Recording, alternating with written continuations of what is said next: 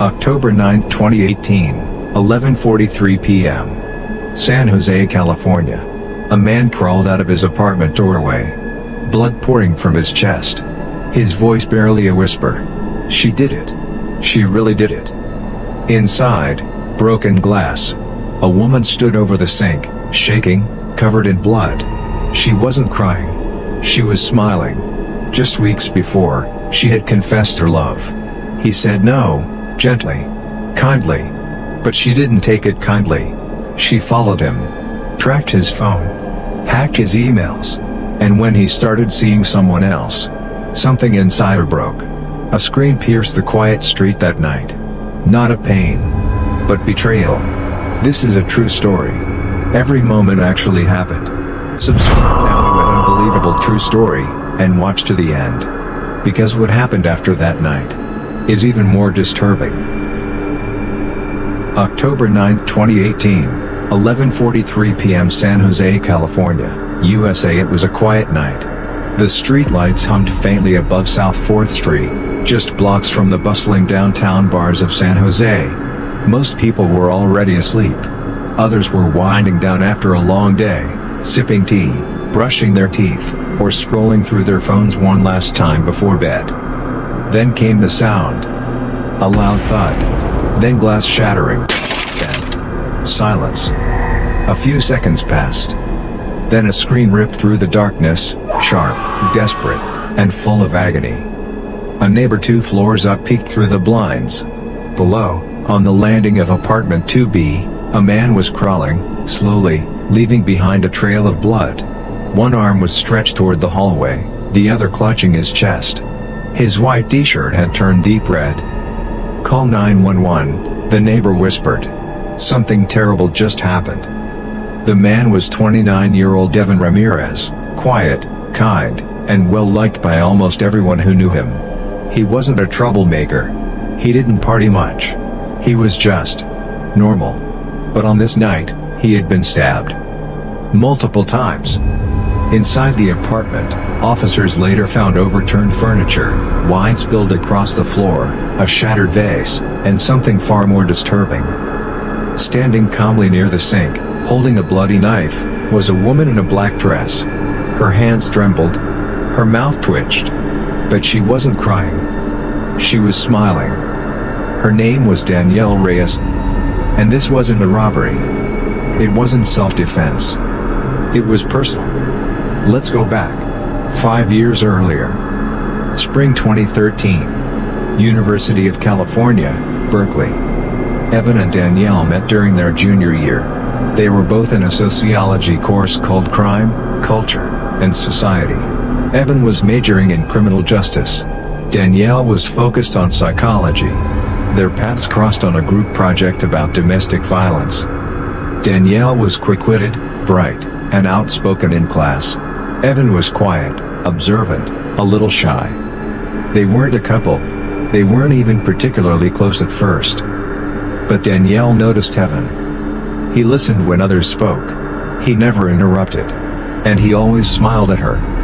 She liked that. At first, it was small things. She'd save him a seat, laugh a little too loud at his jokes, or accidentally run into him near the library. He noticed, but didn't read too much into it. To him, they were just classmates. Maybe friends. But to Danielle, something was growing. And it wouldn't stop. Evan got a job as a probation officer for Santa Clara County. He worked hard and rarely dated. He had goals, responsibilities, and student loans to repay. Danielle, on the other hand, bounced between jobs, part-time tutoring, retail, then finally a receptionist gig at a therapy clinic. They stayed in touch, mostly through social media. Nothing serious. A few likes, a comment here and there. But to Danielle, every notification meant something. Every like from Evan was a spark. Every reply was hope. One day in late 2017, Danielle invited Evan out for drinks, just the two of them. She wore a red dress, spent over an hour on her makeup, practiced her laugh in the mirror. That night, she finally told him, "I think I like you. I mean, I've liked you for a while. Evan was kind, gentle, but honest. "Danielle, I care about you. I really do. But not like that. I don't want to lead you on." He was respectful. She nodded and smiled. "Totally understand," she said. They finished their drinks. She hugged him goodbye. And then she walked home, heartbroken. But something inside her shifted that night. In the months that followed, Danielle became obsessed. She followed Evan's Instagram stories religiously. Noticed when he was out late. Tried to figure out who he was with. When he didn't post, she'd refresh his feed for hours. Eventually, she made a fake account, just to watch him more closely. Then one day in June 2018, she saw a photo of Evan with another woman. They were at a concert. Smiling. Her head was on his shoulder. The caption read, "Best night ever." Danielle's screen cracked that night. She had thrown her phone against the wall. She didn't cry. She didn't scream. She just stared. And in her mind, she began rewriting the story. In July, Evan came home from work and found something strange. His apartment door was unlocked. Inside, everything looked normal, but the feeling was off. Nothing seemed stolen. But things had been moved. His cologne was placed on the opposite side of the dresser. His toothbrush looked different. And a note was on the floor. Just a sticky note. With a single word. "Liar." Evan filed a police report, but there was no sign of forced entry. He changed the locks. Installed a camera. But deep down, he already suspected Danielle. Still, he had no proof. He blocked her on everything. She didn't try to contact him. At least, not directly. Over the next few weeks, strange things kept happening. His work email was hacked. His new girlfriend received anonymous texts, accusing Evan of cheating. A fake Instagram page posted personal photos of Evan with captions like, "This man is a manipulator, a liar, a user." The account was quickly reported and removed. But by then, damage had been done. His girlfriend broke up with him. He stopped going out. He barely slept. Friends said he looked thinner, tired, paranoid. Evan was being hunted by someone he used to call a friend. October 9, 2018. Evan had been seeing a therapist for anxiety. He started going to the gym, eating healthier, trying to rebuild his life. That evening, he returned home around 9:30 p.m. His door was locked. No sign of trouble. He took a shower, heated up leftovers, sat down to watch TV. At 11:12 p.m., his doorbell rang. Confused, he checked the peephole. It was Danielle. She was holding a bottle of wine. He didn't open the door right away. But she spoke through the door. "I just want to talk. One last time. I promise." Against his better judgment, he let her in. The conversation started calmly. She apologized. Said she was getting help. That she knew she had crossed a line. Then she tried to kiss him. He pulled away. She stepped back. And her face changed. From sadness to rage. She reached into her purse and pulled out a knife, a small paring knife from her kitchen. Evan tried to run. She stabbed him in the back, then the side. He fought her off, crawling, bleeding, and managed to reach the hallway, screaming for help. Danielle stood in the apartment, still holding the knife. When police arrived, she didn't resist. She said only 4 words. "I told him no. This is a real story. Every fact you hear is public. You can check it yourself. If real-life mysteries leave you breathless, subscribe now to an unbelievable true story. Because the next truth we uncover might hit even closer to home." October 10, 2018, 12:06 a.m. Paramedics worked frantically over Evan's limp body in the apartment hallway. His breathing was shallow. His pulse, barely there. A neighbor tried to hold a towel to his wounds, whispering, "Stay with me, man. You're gonna be okay." Inside the apartment, Detective Carla Jennings arrived on scene. She'd been on the force 17 years and had seen it all: gang shootings, domestic violence, even serial crimes. But something about this case felt strange. Too quiet. Too cold. Danielle Reyes sat calmly on the couch, the knife on the coffee table in front of her. Her hands were no longer shaking. She looked at Jennings and said, "He ruined me. So I returned the favor." Jennings raised an eyebrow. "You understand that you just confessed to attempted murder?" Danielle nodded. Then she smiled. Evan survived the attack. Just barely. The knife had punctured a lung, missed his heart by less than an inch, and fractured 2 ribs. He was in critical condition for 72 hours. Doctors didn't know if he'd make it. When he woke up, he couldn't speak. Tubes were in his throat. But the first time he opened his eyes, a nurse asked if he knew where he was. He blinked once for yes. Then she asked, "Do you know who did this to you?" He blinked again. Then mouthed the name. Danielle. That same day, prosecutors charged Danielle Reyes with attempted murder in the first degree, aggravated assault with a deadly weapon, breaking and entering, cyberstalking. Bail was denied. While awaiting trial, Danielle was placed in the Santa Clara County Women's Correctional Facility. She was placed on suicide watch for the first 2 weeks. Then came the psychological evaluation. Dr. Monica Elkins, a forensic psychiatrist, met with Danielle 6 times. At first, Danielle was quiet, refused to speak, just stared at the wall. On the 3rd visit, she finally said something. "He made me feel invisible." Dr. Elkins leaned in. "Who did?" Danielle whispered. "Evan. He made me think I was special. And then he threw me away like trash." Over time, the story unraveled. Danielle claimed she'd waited for him for years. That they were meant to be. That he had toyed with her feelings.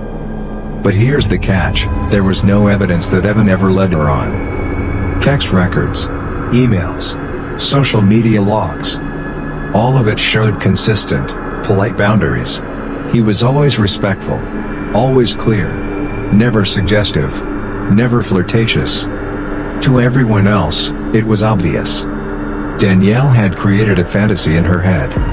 And when reality didn't match, she couldn't accept it. March 2019. The courtroom was packed. Media trucks lined the street. The local press dubbed it the obsession stabbing. Evan walked in on crutches. He still had a breathing tube scar along his neck. He took the stand on day 3. When asked what he remembered about that night, he paused for a long time. Then said, "I remember thinking I was going to die. And the last thing I saw was her smiling at me." Gasps echoed across the room.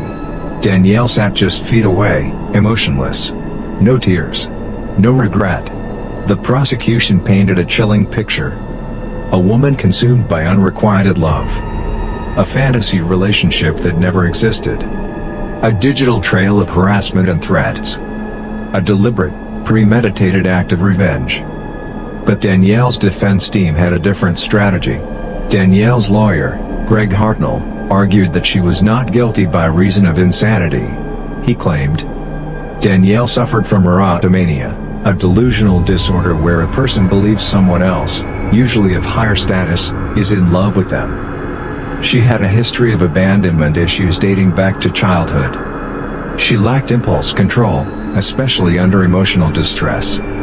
She believed Evan was gaslighting her, pretending not to love her publicly while secretly wanting her. It was a bold claim. But was it true? Dr. Elkins testified that Danielle showed signs of delusional attachment disorder, but that she still understood right from wrong at the time of the attack. Meaning, she was mentally disturbed, but legally sane. That distinction would decide her fate. Let's pause for a moment. Erotomania isn't common. It's a rare delusional disorder, often romanticized in movies but deeply misunderstood. People with erotomania genuinely believe that someone, usually a celebrity, superior, or someone they admire, is in love with them. They misinterpret neutral or even negative signals as proof of affection. Examples include believing someone's silence means they're playing hard to get, thinking that being blocked on social media means they're scared of how deep the love is, interpreting a simple thank you or smile as a romantic signal. In Danielle's case, every rejection fueled her belief that Evan was secretly in love with her. It's a terrifying disorder, not because of violence in most cases, but because of how real the delusion feels to the person experiencing it. Then came the twist.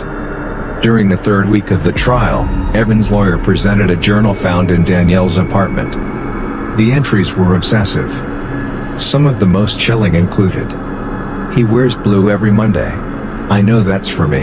I saw him talking to that blonde girl again. He thinks I don't notice. If I can't have him, no one can. There were over 127 entries. Some dated back to 2015. Each one detailed Evan's movements, conversations, even what he wore. This wasn't infatuation. This was stalking. And the jury knew it. On April 12, 2019, after 5 hours of deliberation, the jury reached its verdict. Guilty on all counts. Danielle showed no emotion as the judge read the sentence. 35 years to life. With no possibility of parole for 25 years. Evan cried silently in the back row. Justice had been served. But the wounds, physical, emotional, psychological, would remain for a lifetime. Today, Evan Ramirez is still recovering. His lungs never fully healed. He walks with a slight limp from nerve damage in his side. The physical pain is managed with therapy and medication. But the emotional damage? That's deeper. He rarely talks about the case. Moved to another city. Changed his name legally. Even years later, he avoids relationships. As he told a reporter in a rare interview, "You never think someone will try to kill you, because you didn't love them back." The day after Danielle Reyes was sentenced, headlines exploded. Rejected woman sentenced to 35 years for stabbing software engineer. Obsession turns deadly, erotomania case stuns Silicon Valley. The woman who couldn't let go. Reporters camped outside Evan's former apartment building. Commentators dissected the trial on true crime podcasts and legal panels. Social media lit up with hashtags. Hashtag justice for Evan. Hashtag fatal obsession. Hashtag Danielle Reyes trial. Some compared Danielle to Amy Dunn from Gone Girl. Others called her the real-life Alex Forrest from Fatal Attraction. But while the internet argued about whether she was a victim of mental illness or a calculated manipulator, the real impact was unfolding away from the cameras. Danielle's mother, Lucia Reyes, hadn't seen her daughter since the trial began. They were estranged, a falling out years earlier over Danielle's refusal to seek therapy. But after the sentencing, Lucia visited her at the California Institution for Women in Chino. The meeting was quiet. Danielle looked thinner, paler, her once polished appearance replaced by state-issued beige. Lucia reached across the glass divider and whispered, "Why didn't you come to me?" Danielle stared blankly, then said, "Because I didn't need help. I needed him to love me." Lucia broke down sobbing. A guard had to end the visit early. Danielle began receiving hundreds of letters from strangers. Some were full of hatred. "You're a monster. You deserve to rot. He never wanted you. Deal with it." But others were disturbingly supportive. "I know what it's like to be rejected. He led you on. They always do. You're the victim here." A small, unsettling online group formed, Justice for Danielle. They argued that Evan had emotionally manipulated her, breadcrumbing her for years. They claimed society was too quick to blame women for emotional outbursts. The truth? They didn't know the full story. None of them did. Danielle Reyes was assigned to Block D11, a unit reserved for non-affiliated inmates with no gang ties. She kept to herself, refused group therapy, didn't make friends, didn't speak to her cellmate for the first 4 weeks. But she wrote. Every night. Pages and pages. Sometimes until the early morning hours. Guards nicknamed her the novelist. They thought she was journaling, processing. But one day, an officer confiscated a page she left behind in the cafeteria. It wasn't a journal entry. It was a letter, addressed to Evan. I see your face when I sleep. I remember the way your voice dipped when you said my name. Why won't you write me back? I know you miss me. I know you still feel something. You have too. It was the first sign. Danielle still believed they were connected. After the trial, Evan Ramirez left California, moved to upstate New York, changed his name. He deleted all social media, closed every account, changed his phone number, left the software industry entirely. He got a job as a warehouse manager. Quiet, anonymous, no LinkedIn, no Facebook, no trace. In a rare interview for a victim advocacy documentary, Evan explained, I wasn't just afraid of her. I was afraid of becoming paranoid forever. I didn't want every hello from a stranger to feel like a threat. The producer asked, do you think she still thinks about you? Evan fussed. I know she does. In October 2021, over 2 years into her sentence, Danielle Reyes finally agreed to see a prison psychiatrist again. This time, it was Dr. Eliana Chen, a trauma specialist. At first, Danielle deflected every question. Said she was fine, said she didn't need help. But over the next few sessions, Dr. Chen started to chip away at the wall.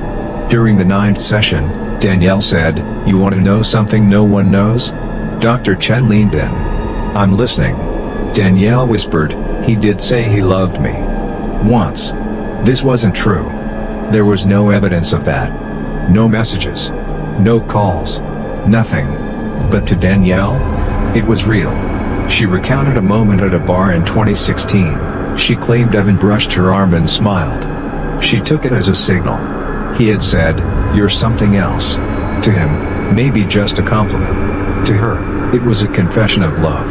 Danielle told Dr. Chen, that was the moment I knew we'd be together. Forever. Or not at all. It was the first full admission of her delusion.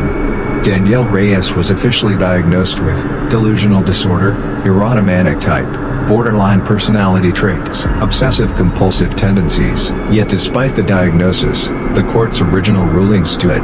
She was mentally ill, but she had known exactly what she was doing the night of the attack. And now she was living with the consequences. But the case sparked a much bigger conversation. News outlets began discussing a disturbing trend, rejection violence, a form of aggression or retaliation triggered by being romantically rejected. Stats emerged. 1 in 6 women in the U.S. have experienced stalking behavior. Rejection is a common trigger in intimate partner homicides, even when there was no relationship to begin with. Women are statistically more likely to be victims, but men, too, have faced obsession-based violence, like Evan. True crime YouTubers, podcasts, and authors took notice.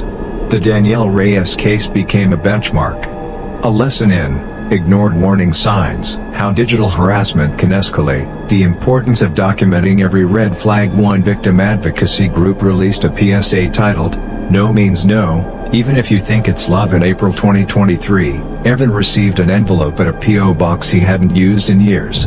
There was no return address. No name. Just a handwritten card. Inside was a note, I forgive you.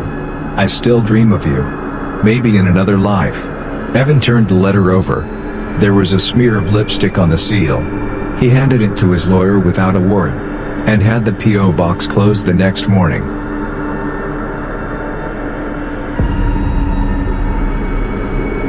Five years later, 2025, Danielle Reyes had now been in prison for nearly 6 years. Time inside had changed her. She no longer wrote letters to Evan. No longer claimed he loved her. But in rare interviews with a prison journalist, she offered a new narrative. I never meant to kill him. I just wanted him to see me. To really see me. And now I'm invisible. Her voice was flat. Her eyes distant. She spoke like someone stuck in a permanent alternate reality, one foot in the past, the other buried under cement. In early 2024, Danielle was transferred to a behavioral modification unit for inmates with persistent psychotic features. She finally agreed to attend cognitive behavioral therapy for delusional disorders. One of her therapists, Dr. Matthew Bell, later wrote in a criminal psychology journal, "Danielle did not exhibit classic remorse. She didn't cry over Evan's pain. What she mourned was the version of Evan she created in her mind, and the moment she accepted he never existed, she crumbled." In one recorded session, Danielle whispered, "I think I made him up. Like a character in a story. And when the story didn't go my way, I ended the book. With a knife." It was the closest she had ever come to taking true responsibility. In late 2024, Danielle's legal team filed a petition for clemency, citing documented psychiatric deterioration, model behavior in prison, profound therapeutic progress. The petition shocked the public. It sparked protests from victim advocacy groups. Evan Ramirez, now living under a new identity, released a written statement. "She didn't just take a knife to my chest. She took a knife to my life. I'll be serving a sentence far longer than hers." The governor of California denied the petition. Danielle would serve her full sentence, 35 years. No parole until 2048. Evan had changed his name to Noah Reyes, reclaiming his mother's maiden name, cutting off ties with the Ramirez identity. He'd moved to the Pacific Northwest, bought a cabin near the Oregon coast, worked remotely as a technical writer. In 2023, he got engaged to a woman named Lena, a speech therapist. She knew about his past. Their love was quiet, cautious, real. They married in spring 2024. But even on their wedding day, Evan admitted, "There's still a part of me that checks every mirror, every shadow. That's what trauma does. It doesn't die. It just goes dormant."